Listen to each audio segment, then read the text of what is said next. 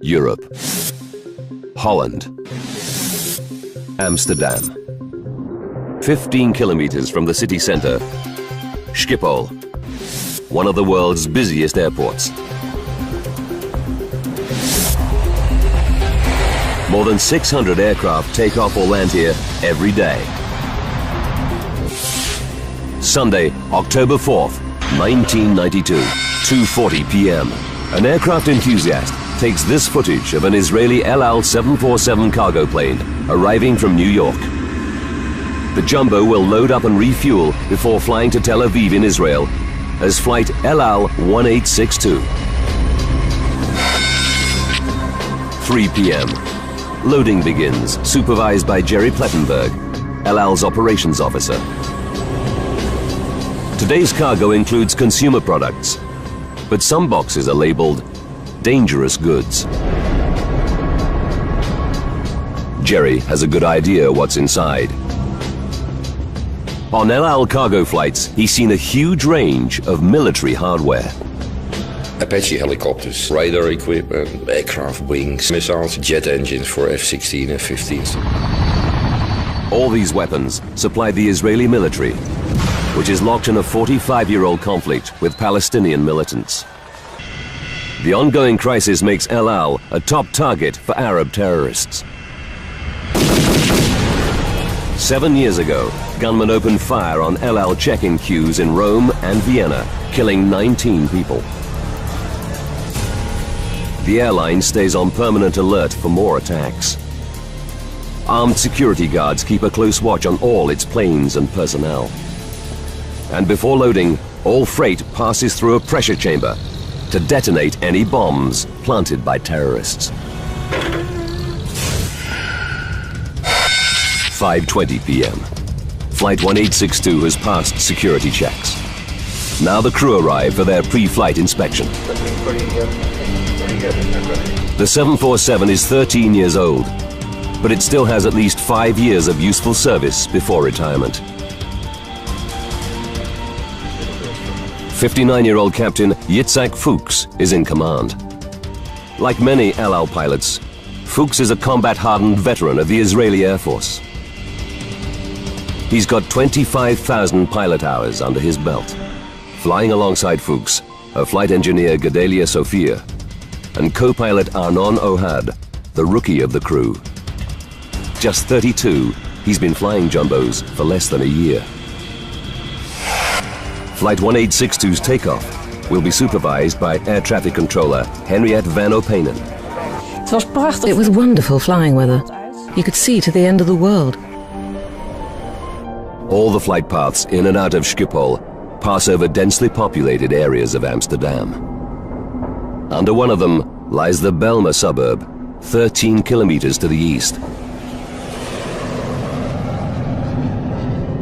At its heart, the sprawling Groeneveen apartment block.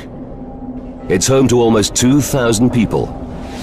Among them, Marlene Treidemann, a nurse, and Guillermo, her son. Every day planes would come over. You got used to that after a while.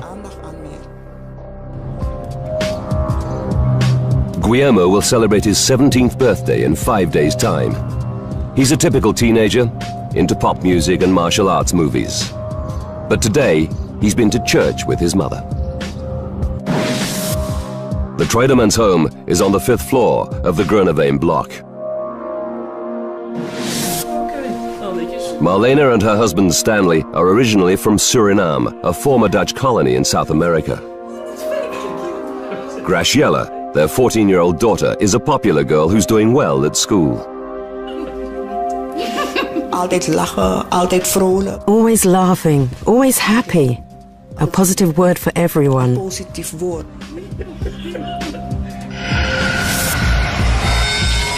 6 p.m. On runway 1 at Schiphol, Captain Fuchs powers up the 747's 4 Pratt & Whitney engines. LL 1862, ready for taxi. He hands over to his young co-pilot, Arnon Ohad, to give him more flying experience on the 747. 6 minutes after takeoff, El Al 1862 heads east over Amsterdam suburbs. crossing 4300. 6:27 p.m. and 30 seconds. The engines are still at full thrust as the jumbo climbs to 6,500 feet. Everything is running like clockwork. The crew settles in for the flight to Tel Aviv. In less than 5 hours, they'll be back on home soil with their families.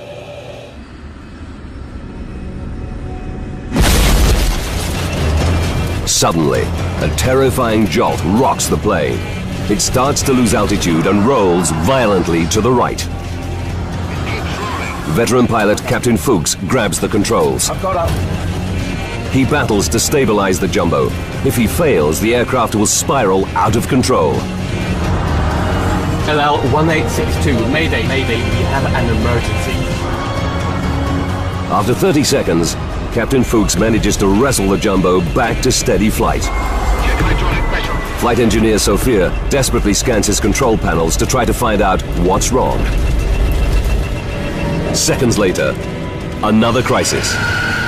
The instruments reveal that both engines on the right wing are out of action. It's a pilot's nightmare. Captain Fuchs must get back to Schiphol for an emergency landing. Fast. He tells co-pilot Ohad he needs the airport's longest runway. We request 27 for landing. Air traffic control clears the jumbo for the journey back to Schiphol. In that case, heading 360. 360 the heading. Roger. The return route to runway 27 will take the jumbo over the Belma suburb where the Treidemann family lives. They and thousands of others in the crippled jet's flight path are completely unaware of the drama unfolding above them.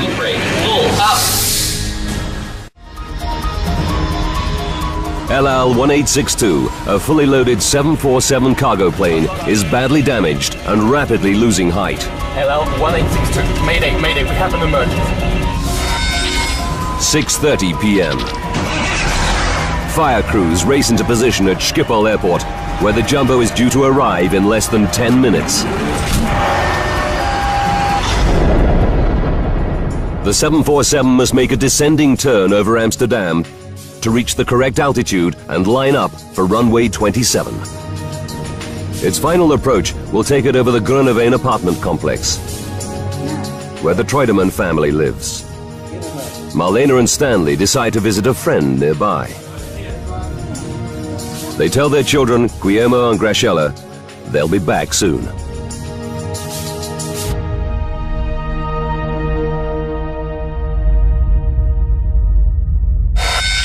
(6:33 p.m. and 35 seconds.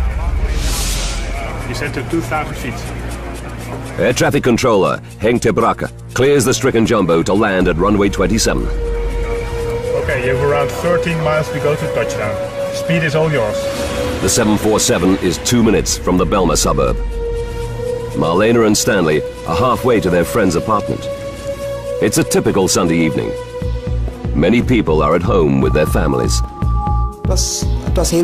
It was very relaxed outside. You could hear the children playing. You could see the people on the walkways.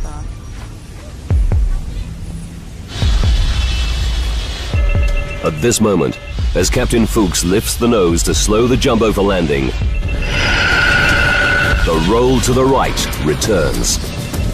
He jams the rudder further to the left, but now the plane barely responds. Co-pilot Ohad alerts Schiphol. Controlling problem as well. The news sends a chill through ter Brakke. He immediately contacts his colleague Henriette van Openen. Hank summed that up to me by intercom and said he is now in deep trouble. 90 seconds later, Fuchs still battles to control the roll, but it's getting worse.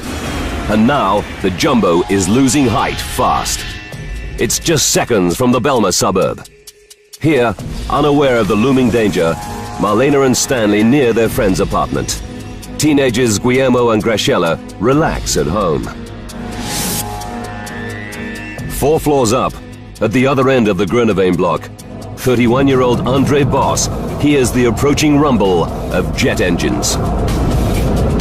You can describe the noise as getting louder all the time, and eventually it starts to roar. Suddenly, the roll accelerates to an extreme 90-degree angle, and the jumbo spirals towards the Belma. Raise the flat. Get your gear down. Going down. Going down. Tank brake. Pull up. The roar of the jet is now deafening. Andre grabs the phone to call the emergency services. Seconds later, a nightmare unfolds just meters from his home. I looked at the landing gear as it flew straight past my balcony. Marlena and Stanley reach their friend's apartment. In his 10th floor apartment, 36-year-old bank worker Rinus de Haan is about to eat dinner. A screech from his pet cat brings him to his balcony. He's paralyzed by what he sees. The jumbo is heading straight for his apartment block. I saw my life go by in a flash from my childhood to that moment. I thought, it's over.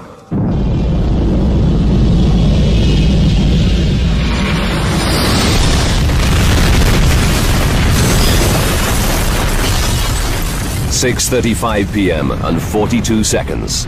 El Al 1862 smashes into the 6th floor of the 11-story apartment block.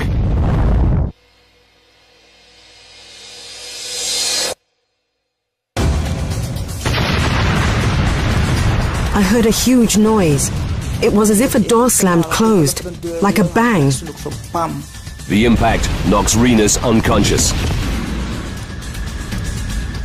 Burning aviation fuel rains down onto dozens of apartments.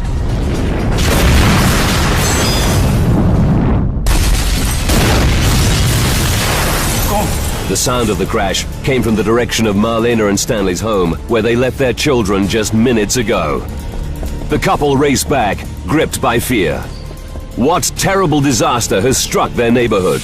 And are Guillermo and Graciela in danger?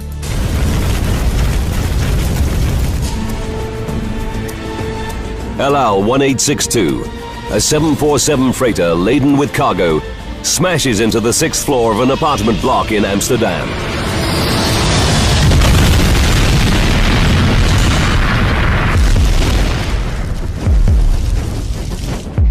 .35 p.m. and 47 seconds. Air traffic controller Henk ter Brakke realizes the signal from the jumbo has stopped. Up in the control tower, Henriette van Openen can see why. A column of flame and smoke reveals the jumbo has crashed. Marlena and Stanley Treudemann race for home. Suddenly, through the trees, they see a towering wall of flame. Stan said to me, Marlena, it's our flat. I said, no, that's impossible. He said, Marlena, our children, our children. He was screaming. Stanley freezes, but Marlena runs to the burning apartment block. She finds a staircase and races to the 5th floor. I was only thinking, I need to find my children. I need to find my children.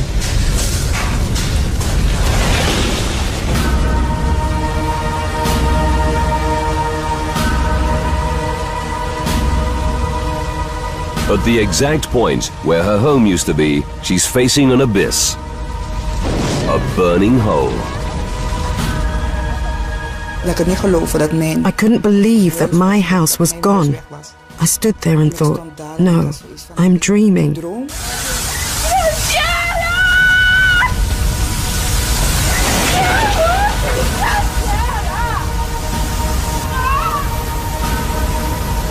It suddenly occurs to Marlena that her children, 16-year-old Guillermo and 14-year-old Graciela, may have heard the plane coming and escaped. She starts a frantic search for them.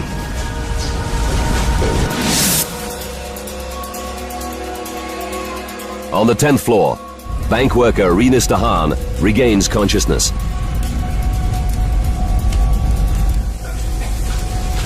He staggers to his front door. To his horror, it won't budge. Shockwaves from the crash have shifted the frame and jammed the door shut. Rinus realizes he survived the crash, but now he could burn to death.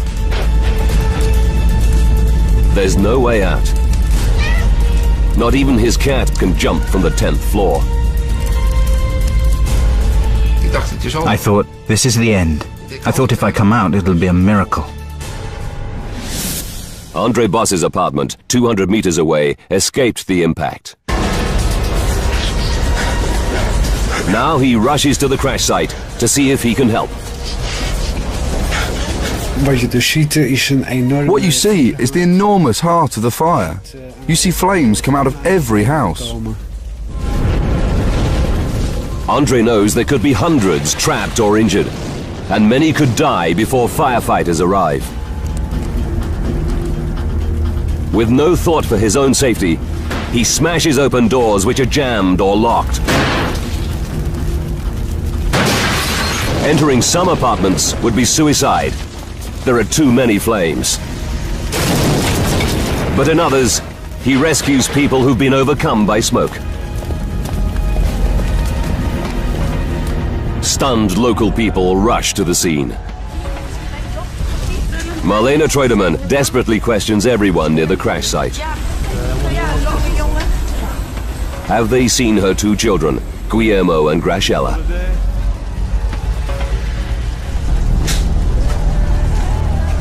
Still trapped in his 10th floor apartment, Rinus de Haan feels the temperature soaring as the blaze rages outside. At that moment, it was 58 degrees Celsius already in my house. I was sweating pints. Rinus fears he's got just minutes to live. But he can do nothing except pray that he and his cat will be rescued.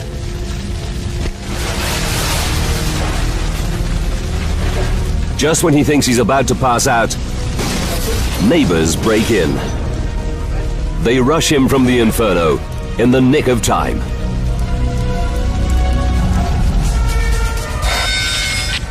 "6:40 p.m. Less than 5 minutes after the crash, the first of 16 fire engines from across Amsterdam arrives at the scene.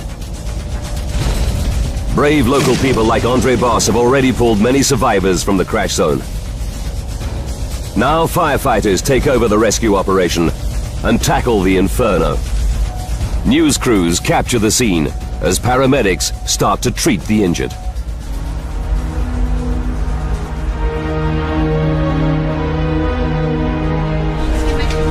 "50 minutes after the crash, Marlene still searches for her children. But no one has seen them. The terrible truth starts to sink in. She said goodbye to Guillermo and Graciela less than an hour ago and promised to be back soon. Now, all hope of seeing them alive again is fading. At that moment, I felt as if I was dead myself. I felt as if I had died inside. Why did this have to happen?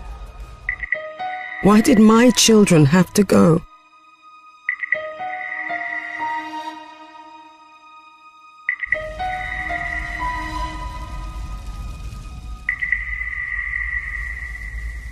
News of the disaster spreads around the world. As many as 200 may be dead tonight after the worst air disaster ever in the Netherlands. Dawn reveals a gaping hole in the building. The crash destroys 31 apartments on 11 floors. The official death toll is 43, including Captain Fuchs and his crew.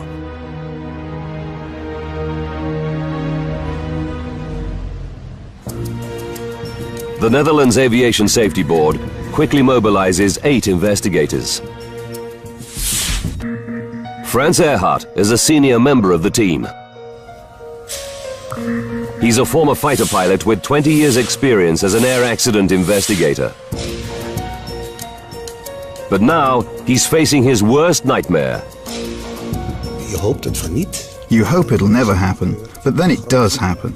A large plane in the middle of a residential area with many victims. What triggered Holland's worst air disaster? And why did the 747 fly steadily for 8 minutes after the Mayday, only to nosedive without warning into a crowded apartment block? Now, by rewinding the events of that fateful day, and by going deep into the investigation, we can reveal what really happened to LL1862. Advanced computer simulation will take us where no camera can go, into the heart of the disaster zone. In that case, heading 360, 360 the heading. Earhart checks recordings from air traffic control at Schiphol.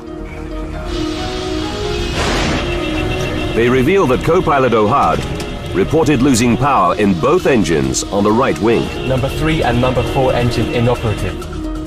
Investigators know that 2 engines failing at the same time is almost unheard of. The team begins to suspect a more sinister reason for the loss of the Israeli jet. We thought from the beginning LL was possibly targeted by terrorists. The investigators fear that Flight 1862 was downed by a terrorist bomb or even a ground-to-air missile. And they have a second mystery to solve. If the Jumbo was hit by a missile, why did it stay airborne for a full 8 minutes Sink rate, full up. Before dropping out of the sky? Sink rate, full up. To see if the terrorism theory stands up, investigators need to find the Jumbo's engines and its black boxes, which record technical flight data and cockpit conversations. But it's a daunting task. Even if they survived the crash and the 1100 degrees Celsius inferno, they now lie buried under a mountain of rubble. The plane had been broken into so many pieces during the crash that we didn't know where to start. Early the next morning, search teams start to sift through the mountain of wreckage. Investigators know they may face a long wait for clues. Then, an unexpected development. An off-duty policeman reveals that he saw Flight 1862 as it climbed through Amsterdam's airspace. What he tells the investigators gives them an electrifying new lead. Investigators have no concrete leads to explain why LL1862 crashed into an apartment block in Amsterdam.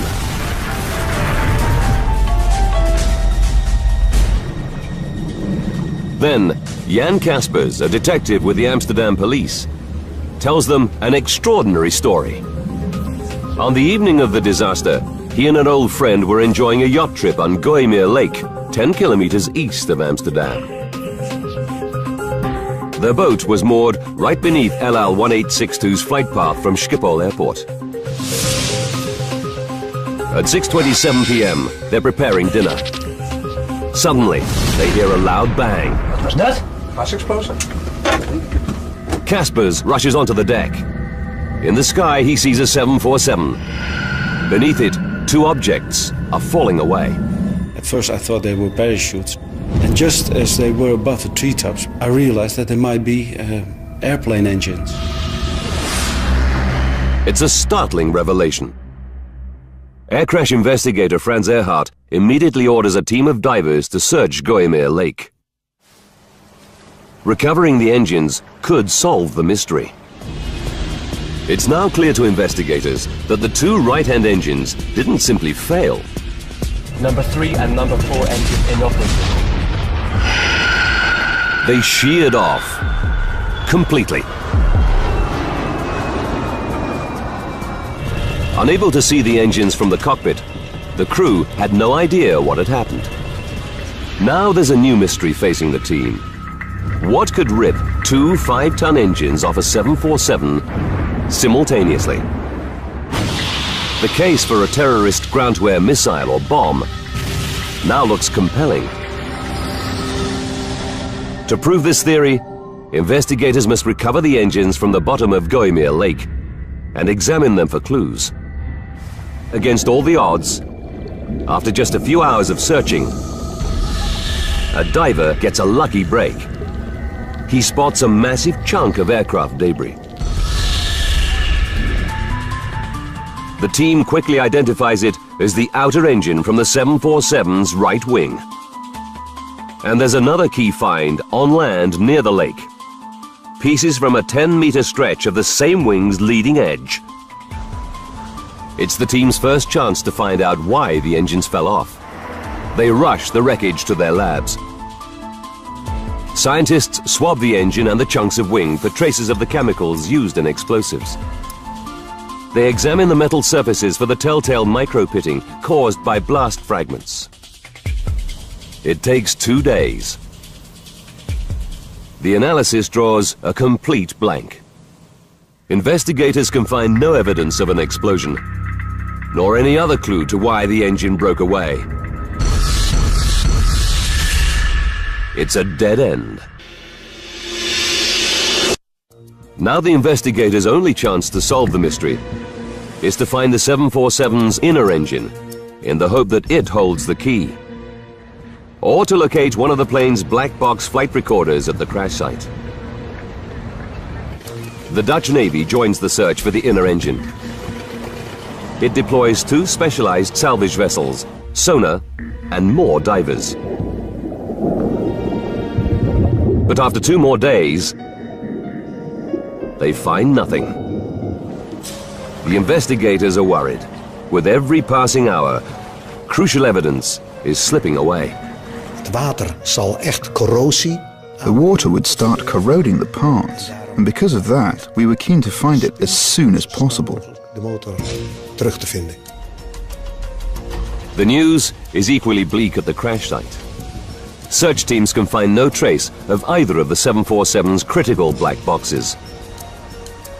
To make things worse, there's another setback. Within 24 hours of the crash, the mayor of Amsterdam ordered diggers and bulldozers to clear the site. He's under huge public pressure to recover bodies as quickly as possible. Earhart and his team are powerless. Their only option is to follow the debris to its new home, an Amsterdam garbage dump. It seems a hopeless task. Then, after 3 days, Earhart is in his Amsterdam office when he gets a call. It's good news. One of his team has found the 747's flight data recorder. We were very happy. At last we could take a step forward in our investigation. This black box records all the aircraft's critical technical data. It could prove the breakthrough they so desperately need. But when they open it, it's a terrible letdown. The tape inside is broken in 4 places. And data from the plane's critical final 2.5 minutes is indecipherable. They send the recorder to specialists in Washington, D.C. and the USA. It's a long shot, but it's their only hope. 11 days after the crash, the investigation team is at rock bottom. But just as investigators are beginning to despair, they hit the jackpot. A diver finds the inner engine, half buried by mud. It's still attached to the mounting that fixed it to the wing.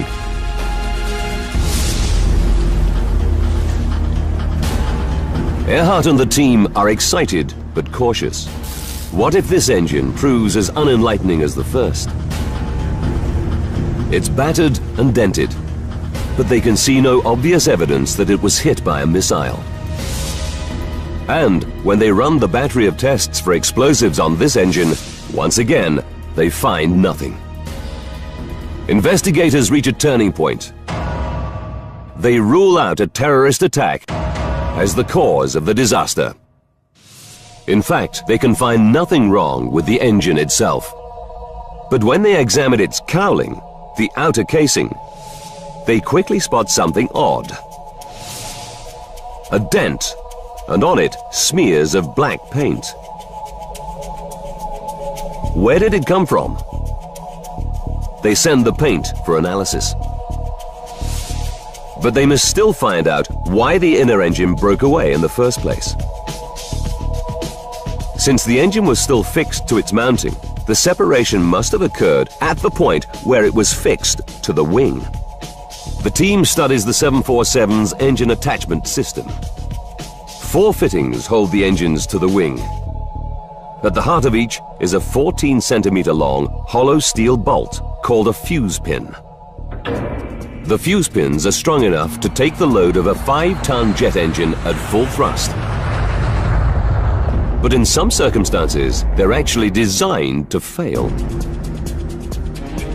If an engine suffers a crisis, like a mechanical seizure or a bird strike, it can vibrate violently. If the vibrations get too severe, the engine might tear itself free, destroying the wing with dire consequences. To prevent this, investigators know that all 747s have a damage limitation system.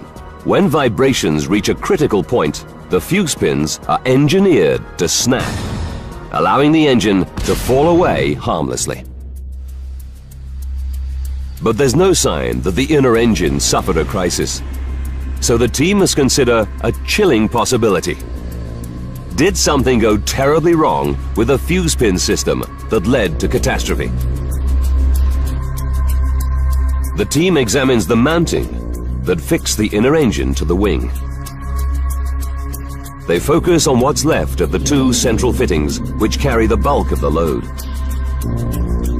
The fuse pins they held are both missing. But on one fitting, investigators spot something intriguing. The top of the lug that held the fuse pin has snapped off. Did this happen when the engine hit the lake, or earlier? Metallurgists examine the break and make a dramatic discovery. The stress markings are not typical of a violent impact. They reveal that the lug snapped because it was overloaded. They realize this can only have happened if the fuse pin inside broke at one end. This would transfer significant stresses and twisting forces onto the lug at the other end, making it give way. Fuse pins are designed to break at both ends if the strain on the engine reaches a critical point. Earhart believes that a partial failure can only mean one thing: metal fatigue in the fuse pin. It's a startling new theory. Could metal fatigue in the engine's fuse pins be at the root of the disaster? But Earhart knows the inner engine would only shear off if both central fuse pins failed. To prove their theory, investigators will have to find the missing fuse pin from the other central fitting. The chances of finding such a tiny part in Gooimeer Lake are remote. Earhart's only hope that a significant fragment was still attached to the wing when the jumbo crashed.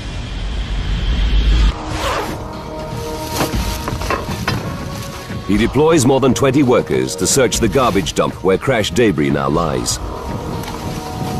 No one holds out much hope.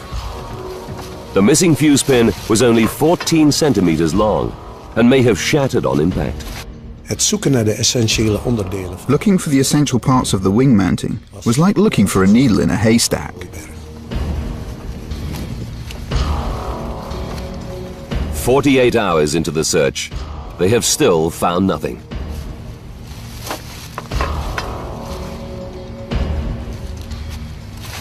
Then, on day 3, one of the team spots a piece of metal half hidden by garbage. It's part of the missing central fitting from the inner engine. And against all the odds, there's a chunk of fuse pin still inside. Investigators know it may be their last chance to solve the mystery behind the disaster. They begin scanning the fragment under an electron microscope as soon as it arrives from the rubbish dump. And they find their answer. In the wall of the fuse pin, there's a crack 4 millimeters deep. The patterns around the fault show all the classic signs of metal fatigue. The flaw started along machining grooves in the hollow pin's central bore.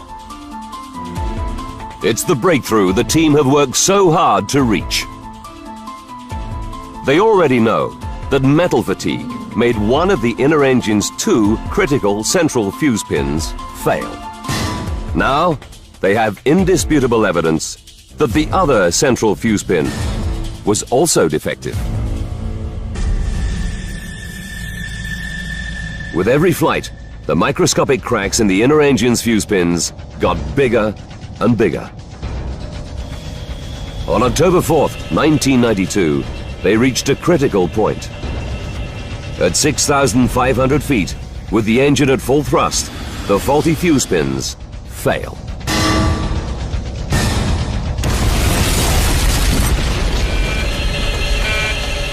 But the investigation team still has to explain why the 747's outer engine came off as well.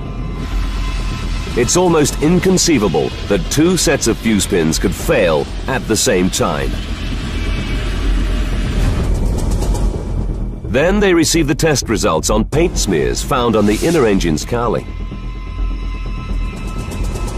The smears are an exact match for the paint used on the central fan blade spinner of the outer engine. They realize there's only one possible explanation. The inner engine was at full thrust as the plane climbs. So when it shears off, it doesn't fall harmlessly away, it shoots forward. A split second later, it falls back, and by sheer chance, strikes the outer engine, smashing it off the wing. The impact also rips away a 10-meter stretch of the wing's leading edge. Investigators now know that a freak accident caused 2 engines to fall off Flight 1862. Mayday, mayday.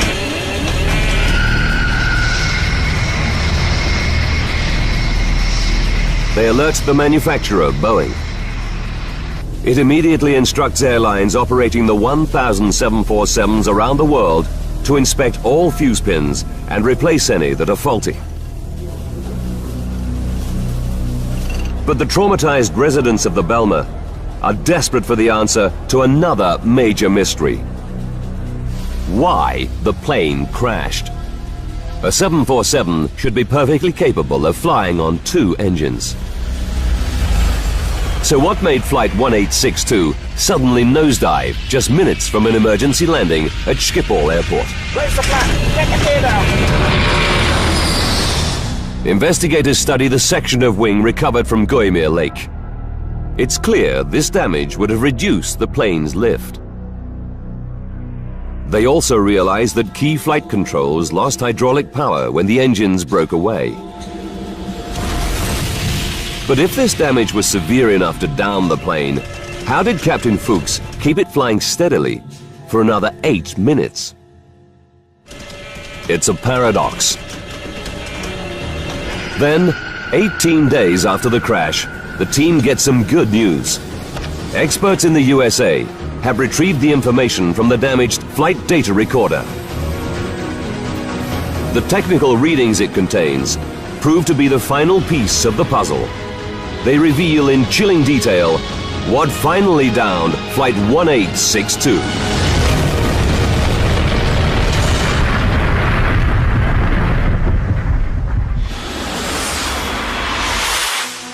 Investigators know that metal fatigue caused one engine to shear off LL-1862 and smash off a second engine.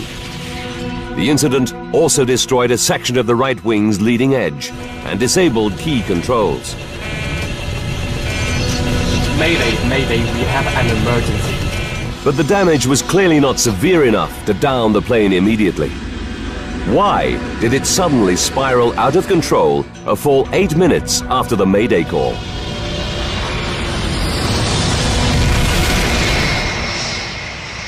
The team drafts in test pilot and aeronautical engineer Geert Tikelaar to find the answer. He analyzes thousands of technical readings from the 747's flight data recorder.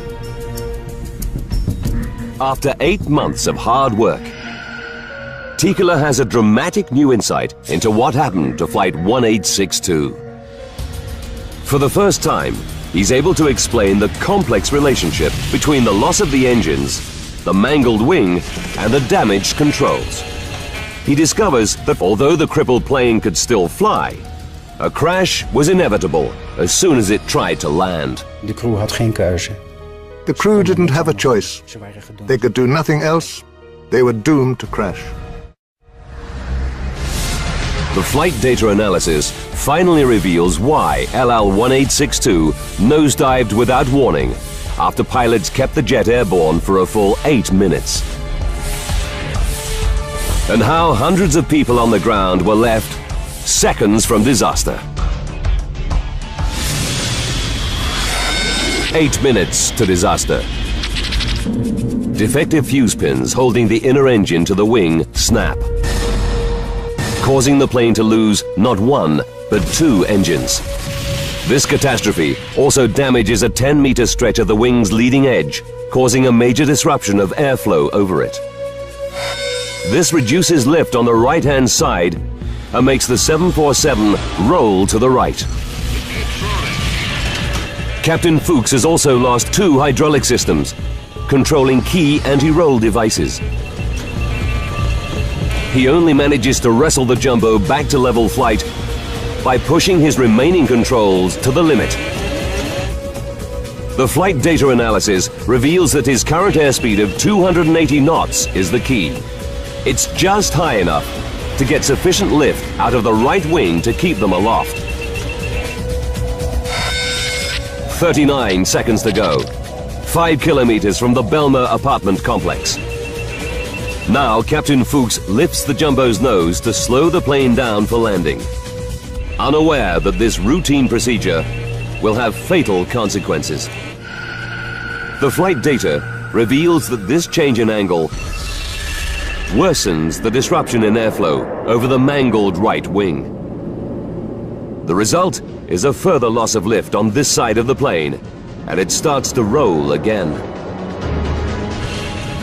Captain Fuchs struggles to pull it level. But his airspeed has now dropped below 260 knots, reducing lift even more. This time, his damaged controls cannot save him. Controlling problem. 30 seconds to disaster. As the roll and loss of lift reach a critical point, the 338-ton jumbo plummets earthward. Get the gear down. 1862 going down. LL-1862 nosedives from 2,500 feet.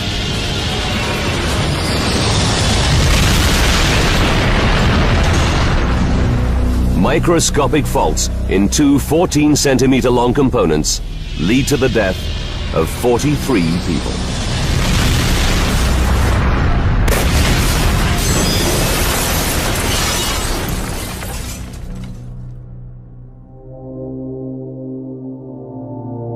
Rescue workers found the bodies of 16-year-old Guillermo and 14-year-old Graciela the morning after the crash, just meters from where their home once stood. Medical experts believe they were killed instantly. After the disaster, the children's parents, Marlena and Stanley, moved to another part of Amsterdam. They couldn't bear to live in the area where their children died. Het is niet makkelijk, dat geef ik ook toe. It's not easy to lose your child or your children. Maar je kan... But you can get strength from the good times you've had with them. De fijne momenten wat je met ze hebt gehad. En de herinneringen... Memories from their birth to their death. No one can take away from me. Dat neemt niemand me af. En ik weet dat ze hier zijn. Ik voel gewoon... I know they are here. I feel their presence. A good atmosphere.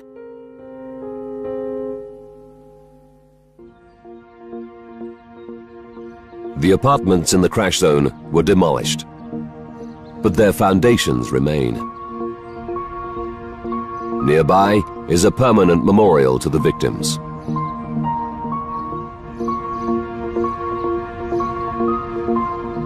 But the disaster also leaves another legacy.